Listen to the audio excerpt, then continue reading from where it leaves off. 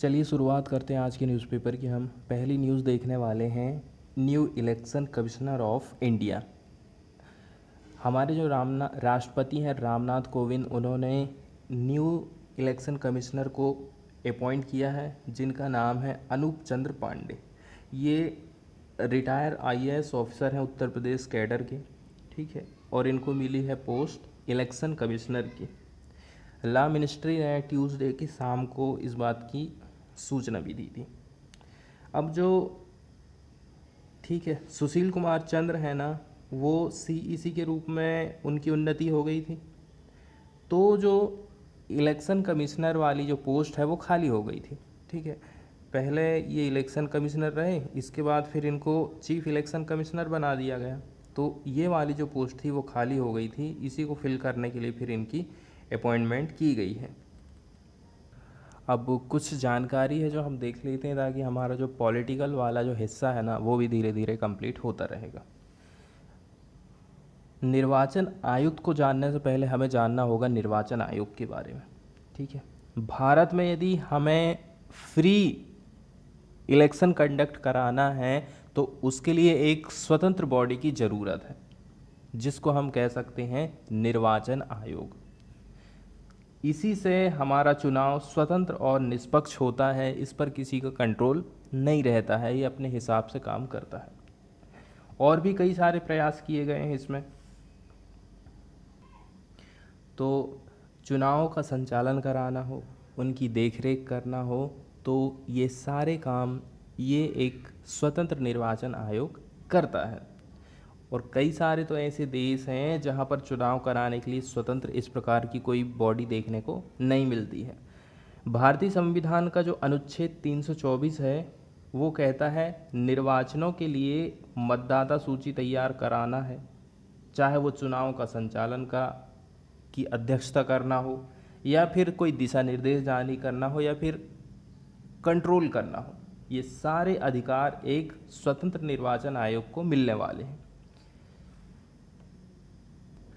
अब यदि हम बात कर लें भारतीय निर्वाचन आयोग की, तो इसकी सहायता करने के लिए हर राज्य में एक मुख्य निर्वाचन अधिकारी रहेगा। निर्वाचन आयोग स्थानीय निकायों के चुनाव के लिए जिम्मेदार नहीं रहता है, ये स्थानीय चुनावों को नहीं कराता है। ठीक है, इसके लिए राज्य में राज्य निर्वाचन आयुक्त होते हैं जो निर्वाचन आयोग से अलग काम करते हैं, और इनमें से प्रत्येक का काम रहता है अपना अलग अलग दायरा रहता, सबका अलग अलग दायरा बांट दिया गया। निर्वाचन आयोग एक सदस्यीय या फिर बहुसदस्यीय भी हो सकता है। 1989 तक निर्वाचन आयोग एक सदस्यीय था। इसका मतलब था कि केवल उसमें चीफ कमिश्नर बस हुआ करते थे, लेकिन 1989 के आम चुनाव के ठीक पहले दो अन्य निर्वाचन आयुक्तों को नियुक्ति करके इसे बहुसदस्यीय बना दिया गया था। चुनाव के बाद उसे फिर एक सदस्यीय बना दिया गया। 1993 में पुनः दो निर्वाचन आयुक्त की नियुक्ति हुई और निर्वाचन आयोग फिर से बहुसदस्यीय हो गया। तब से लेकर आज तक ये बहुसदस्यीय बना हुआ है। तो शुरू में बहुसदस्यीय निर्वाचन आयोग को लेकर तरह तरह की शंका थी। मुख्य निर्वाचन आयुक्त और अन्य निर्वाचन आयुक्तों के बीच इस बात पर मतभेद लड़ाई रहती थी कि किसको कितनी पावर मिलना चाहिए, किसको कितनी पावर रहेगी। तो इस बात का समाधान करा था सुप्रीम कोर्ट ने। अब यदि हम बात करें चीफ इलेक्शन कमिश्नर की, तो ये निर्वाचन आयोग की अध्यक्षता करता है, लेकिन अब बचे दो निर्वाचन आयुक्त तो इनकी तुलना में उसे ज़्यादा पावर प्राप्त नहीं है। यदि हम चुनाव आयोग को एक सामूहिक संस्था के रूप में मान लेना, तो चुनाव संबंधी जितने भी निर्णय हैं मुख्य निर्वाचन आयुक्त और जो बचे दोनों निर्वाचन आयुक्त हैं दोनों को समान पावर प्राप्त होती है। इन सभी की नियुक्ति राष्ट्रपति करता है मंत्री परिषद के परामर्श से। अब दिक्कत यहीं खड़ी हो जाती, हो सकता है ऐसे में सरकार किसी ऐसे व्यक्ति को अपॉइंट कर दे, उसका नाम सुझाव में दे दे जो कि उनके हिसाब से ही काम करें। इसीलिए कई सारे सुझाव ये दिए जाते हैं कि मुख्य निर्वाचन आयुक्तों की नियुक्ति के लिए विपक्ष का नेता भारत के मुख्य न्यायाधीश से परामर्श करना जरूरी है, तभी जाके आप इलेक्शन कमिश्नर को नियुक्त करिए। अब हम बात कर लेते हैं निर्वाचन आयुक्त और मुख्य निर्वाचन आयुक्त के कार्यकाल को लेकर के। तो 6 वर्षों के लिए या फिर 65 वर्ष, जो भी पहले हो जाए। यदि वो 6 वर्ष पूरा कर लेते हैं तो रिटायर हो जाएंगे, 65 वर्ष आयु पूरी कर लेते हैं तो रिटायर हो जाएंगे। मुख्य निर्वाचन आयुक्त को कार्यकाल समाप्त होने के पहले राष्ट्रपति द्वारा हटाया जा सकता है, लेकिन इसके लिए संसद के दोनों सदनों में विशेष बहुमत जरूरी होता है। इसके बाद वाले जस्ट हमारी इन्फॉर्मेशन के लिए है। अभी तक तो हम नॉर्मली यही देख रहे थे कि कोरोना वायरस इंसान से इंसानों में फैल रहा है, लेकिन यहाँ पर हमें एक एग्जाम्पल मिला है, कहाँ का, मदुमलाई टाइगर रिजर्व का, जहाँ पर एक शेरनी की कोविड-19 के कारण डेथ हो गई है। इसी के चलते चलते अब यहाँ का जो प्रशासन है उन्होंने अन्य जानवरों का भी टेस्ट सैंपल लेना चालू कर दिया है, जैसे कि ये हाथी का सैंपल लिया जा रहा है। तो थोड़ी सी जानकारी हम मुदुमलाई टाइगर रिजर्व के बारे में देख लेते हैं। इसकी यदि स्थिति की बात हम करें तो ये स्थित है तमिलनाडु राज्य में, ठीक है, और ज़िला पड़ता है नीलगिरी। तो 3 स्टेट कर्नाटक, केरल और तमिलनाडु, इसके त्रि जंक्शन में स्थित है मुदुमलाई टाइगर रिजर्व। इसका क्षेत्रफल है 321 वर्ग किलोमीटर और ये 1986 में घोषित भारत के पहले biosphere reserve, Nilgiri biosphere reserve का एक पार्ट है। सीमा विस्तार की यदि हम बात कर लें तो पश्चिम की तरफ इसकी सीमा है वायनाड वन्यजीव अभ्यारण्य, मतलब केरल, और नॉर्थ तरफ यदि आप जाओगे तो बांदीपुर टाइगर रिजर्व कर्नाटक, और दक्षिण पूर्व की तरफ यदि आप जाओगे तो इधर पड़ता है गुडालूर वन प्रभाग, और फिर इधर पर रहेगा आपका मुदुमलाई टाइगर रिजर्व। ये टाइगर और एशियाई हाथी जैसी प्रमुख प्रजातियों के लिए एक बहुत बड़ा संरक्षण परिदृश्य का निर्माण करता है। अब यदि कौन सी रिवर यहाँ से गुजरती है तो मोयार नदी मुदुमलाई टाइगर रिजर्व से होकर बहती है, और मुदुमलाई और बांदीपुरा अभ्यारण्य दोनों के बीच में इस प्रकार से ये विभाजक रेखा का काम करती है ये नदी मोयार रिवर। टाइगर रिजर्व की घोषणा की यदि हम बात करें तो तमिलनाडु राज्य सरकार ने अप्रैल 2007 में मुदुमलाई टाइगर रिजर्व में बाघों की जनसंख्या घटने के कारण इसे वन्यजीव संरक्षण अधिनियम 1972 के तहत टाइगर रिजर्व घोषित कर दिया था।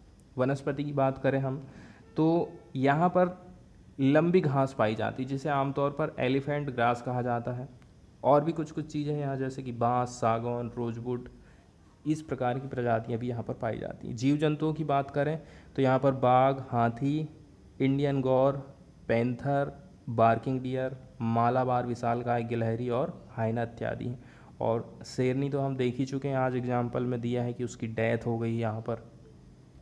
इसके बाद वाली न्यूज़ हम देखने वाले हैं सुप्रीम कोर्ट से रिलेटेड। तो सुप्रीम कोर्ट ने ये कहा है कि चाहे वो स्टेट गवर्नमेंट हो चाहे वो यूनियन टेरिटरीज़ हों, दोनों को स्टूडेंट की शिक्षा है ना उसको कंटिन्यू रखना, उसको बीच में ब्रेक नहीं करना है। यदि आप बीच में ब्रेक कर देते हैं तो फिर बच्चे के सामने कई सारी प्रॉब्लम्स सामने आ जाती हैं, घर के कामों में बिजी हो जाएगा, फिर स्कूल जाने में उसका फिर से मन लगने वाला नहीं है ना, इस प्रकार से वो पढ़ाई से दूर होने लगेगा। तो कंटिन्यूटी पढ़ाई में बनी रहना चाहिए। इसके अलावा भी सरकार का ऐसा कहना है, और दूसरी बात ये है जब पढ़ाई छूट गई है तो फिर वो उसके दूसरे कामों में लगने के ज़्यादा चांस रहते हैं, जैसे कि बाल श्रम में वो लग सकता है। इसके अलावा सुप्रीम कोर्ट का कहना है हम कोविड-19 का इम्पैक्ट चिल्ड्रन पर किस प्रकार से पड़ा है इसको देखेंगे, ठीक है। उनकी जो प्रॉपर्टी राइट है, जो बच्चे अनाथ हो गए हैं उनको प्रॉपर्टी राइट को हम प्रोटेक्ट करेंगे, ठीक है। और उनका जो एजुकेशन है, एम्प्लॉयमेंट की अपॉर्चुनिटीज़ हैं और जो स्पेशल केयर है, ये सारी चीज़ें हम देखने वाले हैं, स्पेशली गर्ल चाइल्ड को लेकर के, ठीक है।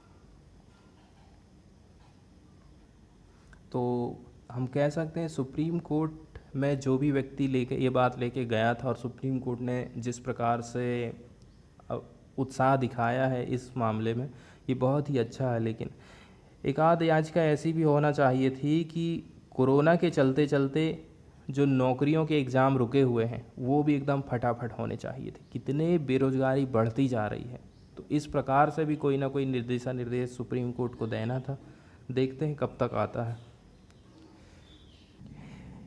इसके बाद एक छोटी सी न्यूज़ है, केवल हमारी जानकारी के लिए है, ठीक है। हमारे जो चीफ जस्टिस ऑफ इंडिया हैं एन.वी. रमन्ना, ये 48वें नंबर के और करंट के चीफ जस्टिस ऑफ इंडिया हैं। इनके पहले थे S.A. बोबड़े, ठीक है, और ये रहने वाले हैं आंध्र प्रदेश के। इनको अपॉइंट किया था रामनाथ कोविंद ने, और ठीक है, और ये बने हैं उत्तराधिकारी किसके, S.A. बोबड़े के। तो केरल की एक स्कूल गर्ल है, उन्होंने CGI को एक लेटर लिखा। कक्षा 5वीं में वो पढ़ती है और उसकी एज बताई जा रही 10 साल। आप इनके वर्ड को खुद से देखिए, शायद आपको ऐसा लगेगा ऐसा लेटर तो हम भी नहीं लिख सकते हैं जैसा वो 10 साल की बच्ची ने लिखी है, और वो भी 5वीं क्लास में पढ़ती है, ठीक है। इसके कुछ कुछ वर्ड हैं जो मैं आपको जैसे का वैसा बताऊंगा, इसका हिंदी ट्रांसलेशन नहीं करूंगा, ठीक है। इन्होंने लिखा है, happy and proud she felt to see the Supreme Court make vital intervention to elevate the suffering of her fellow citizens in the grip of the pandemic।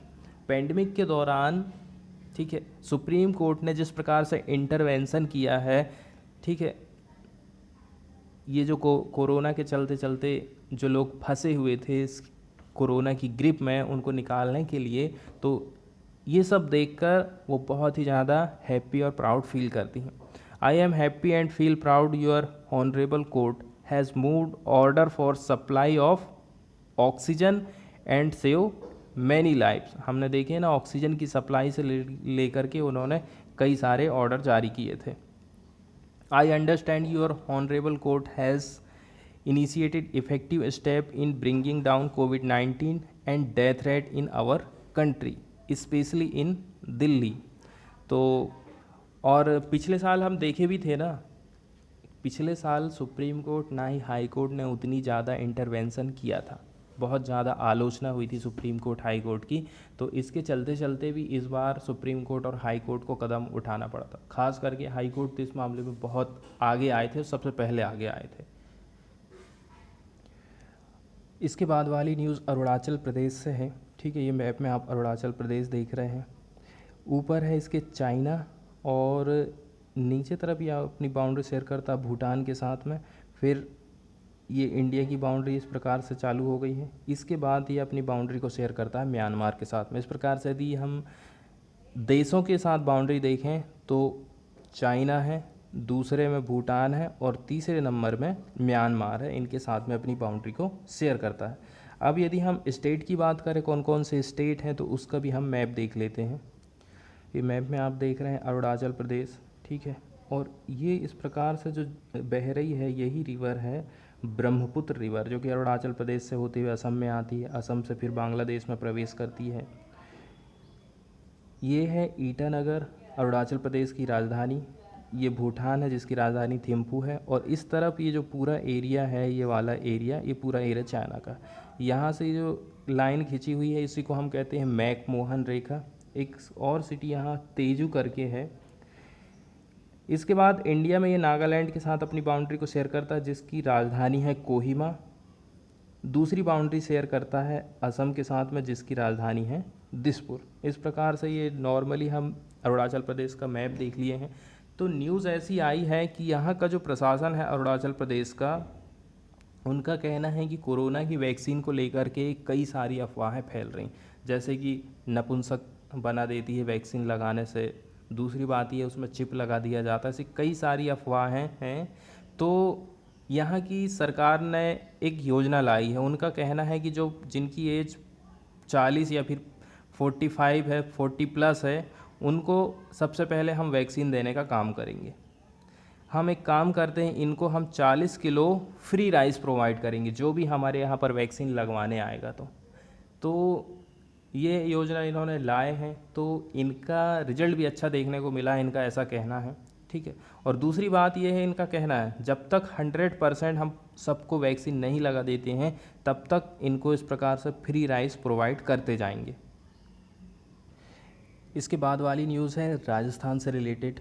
अभी कुछ दिन फिर चर्चा में रहा था राजस्थान, ठीक है, और आज फिर चर्चा में है। राजस्थान ने जो क्रॉप लोन होता है किसानों का, उसकी रीपेमेंट की जो डेट है उसको एक्सटेंड कर दिया है, ठीक है। 2020-21 रबी का सीजन यदि हम बात करें, पहले ये 30 जून की थी, तो अब इसको अगस्त 31 इन्होंने कर दिया है। इसके अलावा स्टेट गवर्नमेंट ने ये भी डिसाइड किया है कि जो डिसबर्समेंट है ऑफ शॉर्ट टर्म लोन जो देने की प्रक्रिया है ना, इसको भी इन्होंने स्पीड अप करने का डिसाइड किया है खरीफ क्रॉप साइकिल के लिए, ठीक। और कोऑपरेटिव मिनिस्टर उदय लाल अंजना हैं, उन्होंने उनका कहना देखो, कोऑपरेटिव डिपार्टमेंट ने एक टारगेट सेट कर दिया है कि 16,000 करोड़ रुपये के लोन हमें प्रोवाइड करना है, जिसमें से ऑलरेडी हम 2,550 करोड़ रुपया प्रोवाइड कर चुके हैं। इसके अलावा भी यदि हम देखें कि किसानों को और क्या क्या चीज़ों की ज़रूरत है, इस हिसाब से सरकार क्या क्या करना चाहती है, उनका कहना है कि हम कुछ और प्रोजेक्ट लाने वाले हैं फूड प्रोसेसिंग को लेकर के, कोल्ड स्टोरेज को लेकर के एंड वेयर हाउसेस को लेकर के, ठीक है, जो भी किसान हैं उनको इस सारी चीज़ों का फ़ायदा मिल सके। इसके बाद वाली न्यूज़ भी लक्षद्वीप से है, ठीक है। केरल में एक याचिका दायर की गई है जिसमें कहा गया है कि आइसलैंड में जो भी रहने वाले लोग हैं उनको फूड प्रोवाइड किया जाए, क्योंकि जिस प्रकार से हर स्टेट इफ़ेक्ट हुआ है उसी प्रकार लक्षद्वीप के लोग भी बहुत ज़्यादा प्रभावित हुए हैं। पिटिशनर का कहना है कि 80% जो आइसलैंडर है ना, वो डिपेंड करते हैं फिशिंग में, कोकोनट के कल्टीवेशन और कॉयर का ट्विस्टिंग में, और लॉकडाउन लगने के कारण वो अब जॉब लॉस हो गए हैं। इसी के चलते चलते उनके खाने पीने की व्यवस्था की जाए, ऐसा याचिका में कहा गया है। तो इसमें एक वर्ड आया है कॉयर ट्विस्टिंग वाला काम। तो एक प्रकार आप देख रहे हैं, नारियल का जो बूच होता है उससे इस प्रकार की जो रस्सी बनाई जाती हैं, इनके काम में यहाँ के लोग लगे हुए हैं। तो इस प्रकार से जब लॉकडाउन लग गया है तो ये सारे कामकाज बंद हो गए हैं, ना तो इनके लिए मार्केट अवेलेबल हो पा रहा है, ना ही ये कहीं जॉब कर पा रहे हैं। इसके बाद टैक्स रिलेटेड कुछ डेटा हमें देखना है, उसमें हमें एक्साइज ड्यूटी देखने को मिलेगी और, ठीक है, कस्टम ड्यूटी, दो चीज़ हमें देखना है। यदि इंडिया के अंदर किसी चीज़ को बनाया जा रहा है, उसे जो टैक्स देना पड़ता है उसकी मैन्युफैक्चरिंग में, उसको हम कहते हैं एक्साइज ड्यूटी, ठीक है। और कस्टम ड्यूटी होती है इसके ठीक विपरीत में। विपरीत में किस प्रकार से रहती है? यदि कोई प्रोडक्ट बाहर से हमारी कंट्री में आ रहा है तो उसको हम कहते हैं कस्टम ड्यूटी। अब हम देख लेते हैं न्यूज़ में क्या कहा गया है, ठीक है। इसमें बताया गया है टैक्स कलेक्शन को लेकर के, पिछले साल और इस साल की यदि हम तुलना करें तो टैक्स का कलेक्शन ज़्यादा हुआ है, ठीक है। अबाउट 20.24 लाख करोड़ कलेक्ट किया गया है फाइनेंशियल ईयर 2021 में। टैक्स बर्डन की यदि हम बात करें ना, तो ये जो ग्राफ आप देख रहे हैं इसमें कारपोरेशन टैक्स, कंपनी की कमाई पर लगाया जाने वाला टैक्स, इनकम टैक्स, और ये जो ग्रीन वाली आप लाइन देख रहे हैं CGST, ये सभी आकर के एक ही पॉइंट पर मिल गई हैं, ठीक है। मतलब इनका जो कलेक्शन है एवरेज कितने का रहा है, आप 22 का एवरेज मान के चल सकते हैं। तो इनकम टैक्स का शेयर रहा इसमें 23.2%, कॉरपोरेशन टैक्स का हिस्सा रहा 22.6%, और जो CGST है 22.5% इनका हिस्सा रहा है। कुल मिला के तीनों का जो कलेक्शन है ना, लगभग सेम ही रहा है। इसके अलावा इसमें बताया गया है कि देखो, जो यूनियन एक्साइज ड्यूटीज़ है ना, एक्साइज ड्यूटी हम किन्हें कहते हैं, कोई भी चीज़ हमारे देश में बन रही है उस पर सरकार जो टैक्स लगा रही है वो कहलाता है एक्साइज ड्यूटी। तो इसमें थोड़ी बढ़ोतरी हुई है 12% से 19.2% की, ठीक है। क्यों? क्योंकि इसमें कंपनसेशन का हिस्सा भी शामिल है। इसी के चलते चलते जो कॉरपोरेट टैक्स है ना 27.7 से 22.6 इतना परसेंट उसमें गिरावट हमको देखने को मिली है। और ये जो आंकड़ा दिखाया गया है CGA, ठीक है, PEW रिसर्च PPAC, यहाँ का डाटा यहाँ पर बताया गया है। अब हम बात करते हैं स्लिपिंग इनटू पॉवर्टी, कितने लोग गरीबी में चले गए, गरीबी रेखा के नीचे चले गए। तो यदि हम बात करें गरीबी किस हिसाब से बढ़ी है, तो देखो according to Pew research centre, इनका कहना है नंबर ऑफ द पीपुल हमारे इंडिया में जिनकी इनकम $2 से कम है या फिर उसके बराबर प्रतिदिन कमा रहे हैं, ऐसे लोगों की संख्या 6 करोड़ थी पहले, अब बढ़ गई है 13.4 करोड़ पेंडेमिक के चलते चलते।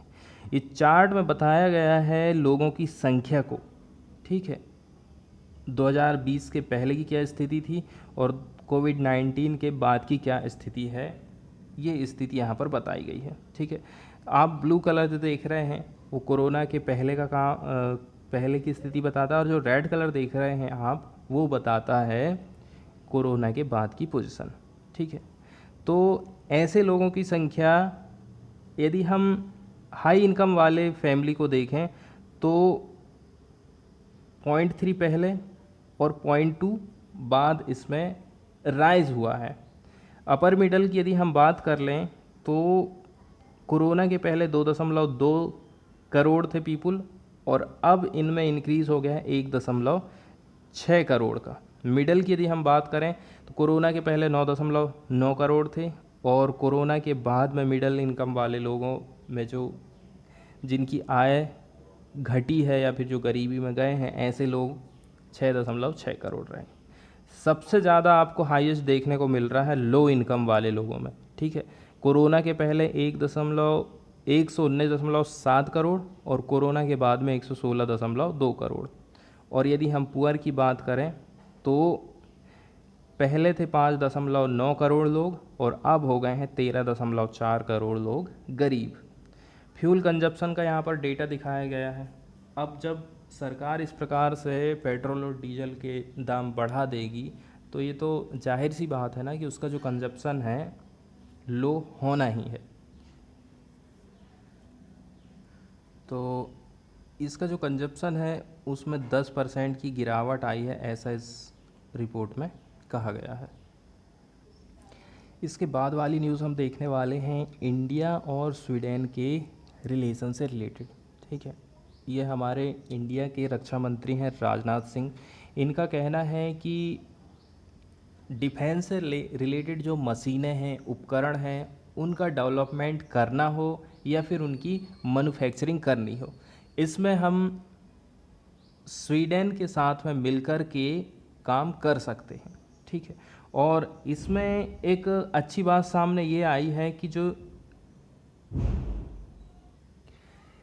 ठीक है, यूरोपियन यूनियन है और जो इंडिया है, ठीक है, ये यूरोपियन यूनियन है और ये इंडिया है, तो दोनों के बीच में जो फ्री ट्रेड का जो एग्रीमेंट है ना, इससे रिलेटेड जो भी नेगोशिएशन होना चाहिए था, ये नेगोशिएशन भी इसमें अंडरस्टैंडिंग हुई है। तो मतलब अब दोनों के बीच में ट्रेड का जो रिलेशन है वो अच्छा हो जाएगा।